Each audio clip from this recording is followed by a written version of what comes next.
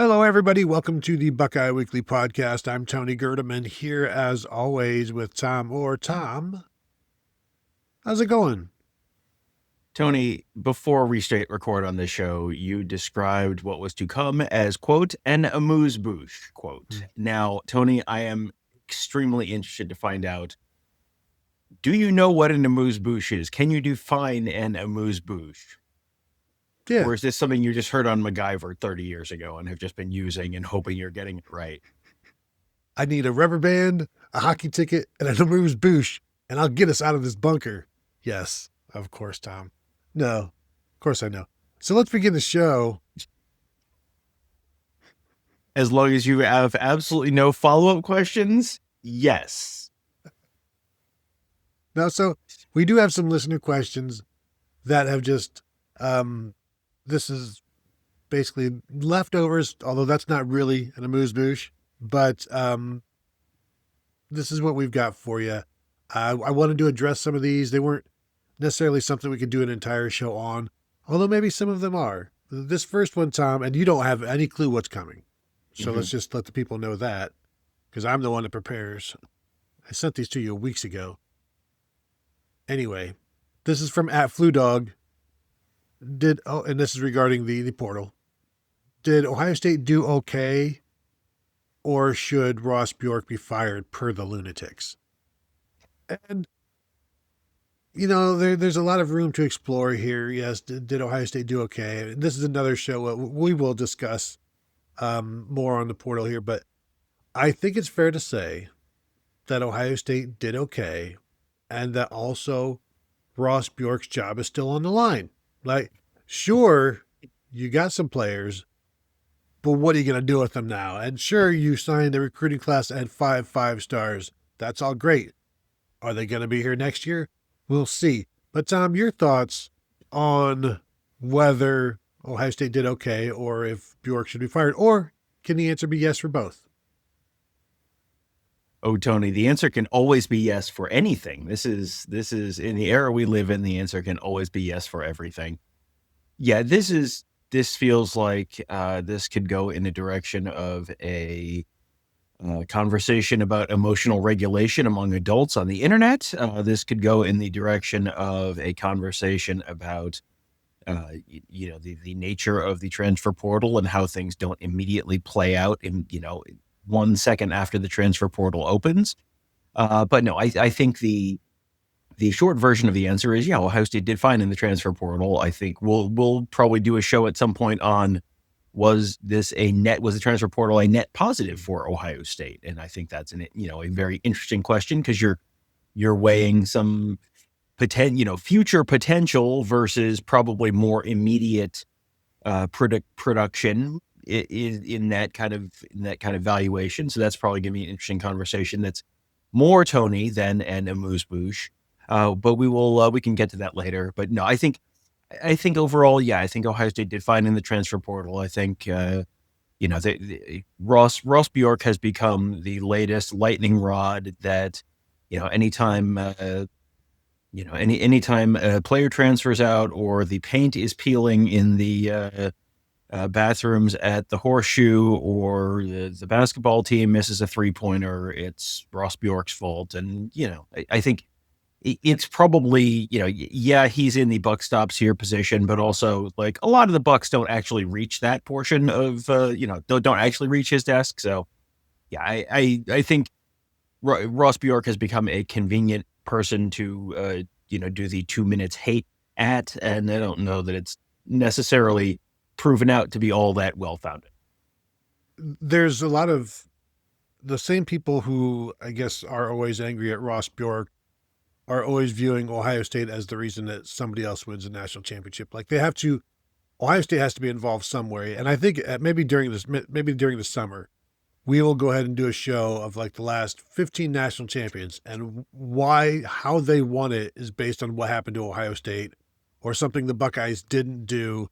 And I'm not going to say there isn't some real lines there, but not every time somebody else wins the national championship it's because Ohio State has done something wrong, or they failed to do something here or there. Or, like, because if you can say that for Ohio State, you should be able to say that for Georgia. You should be able to say that for Alabama. So it can't just be Ohio State's fault that Ohio State doesn't win every national championship. And it can't just go ahead. I will absolutely do that show, but on one condition. Everyone in the audience has to not say that we're having this conversation right now. Tony, we have to have that conversation extremely seriously, like 100%. We every year, there's no, Alabama. This is everyone else in college football is an NPC, and it's just a matter of whether Ohio State executes its mission every year. But we have to have that extremely seriously. That will be the most viewed. That will be the only time in history that I allow us to do the YouTuber face on the thumbnail, and that's it. That's the only time I'm going to ever allow us to do that. But what's the catchy, splashy, attention getting headline for that one? Like with the graphic that's like splashed across between our YouTuber faces. Is it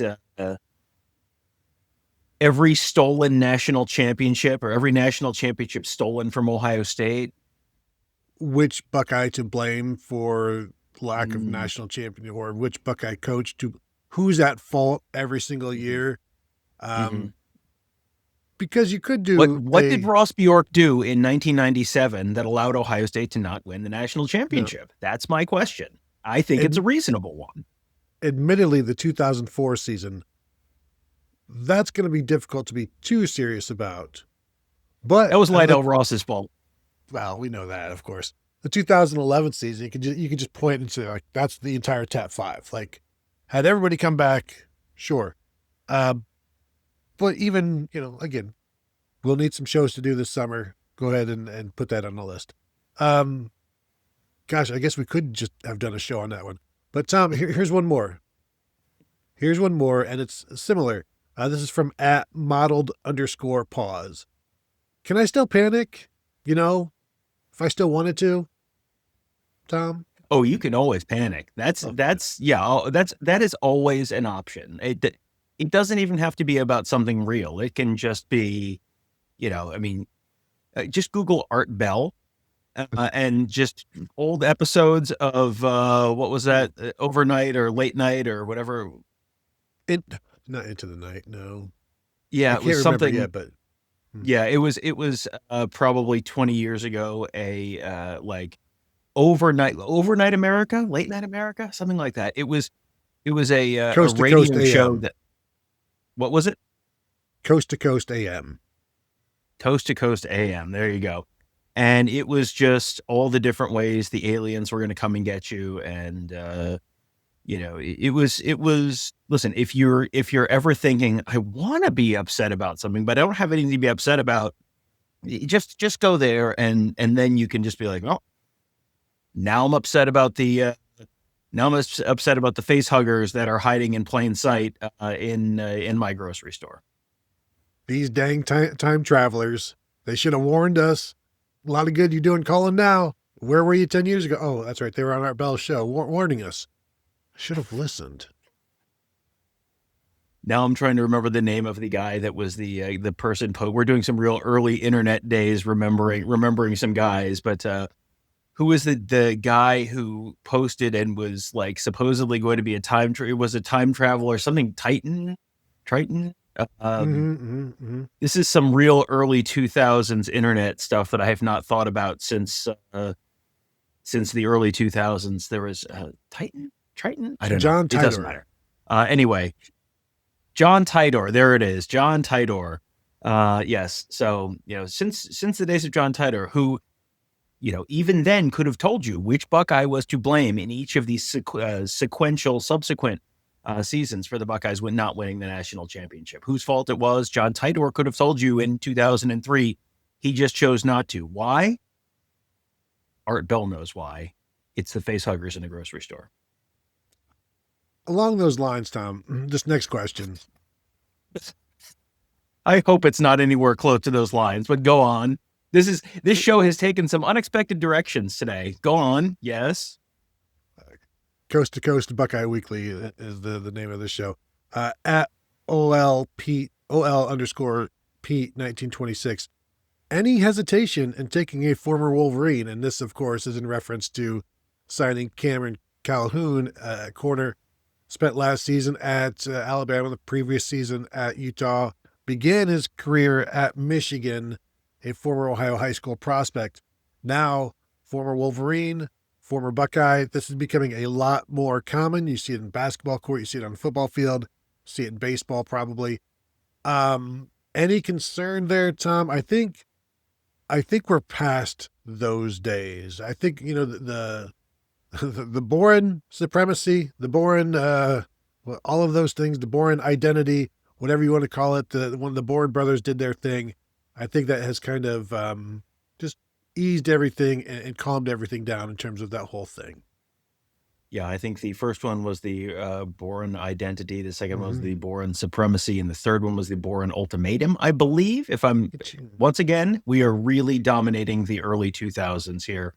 No, at this point, everything has changed from when Cam Calhoun was at Michigan until now. Ohio State just had a guy who went from Michigan to Ohio State in Joey Velasco as the walk-on, who was at Michigan in 2023 and then transferred to Ohio State in 2024.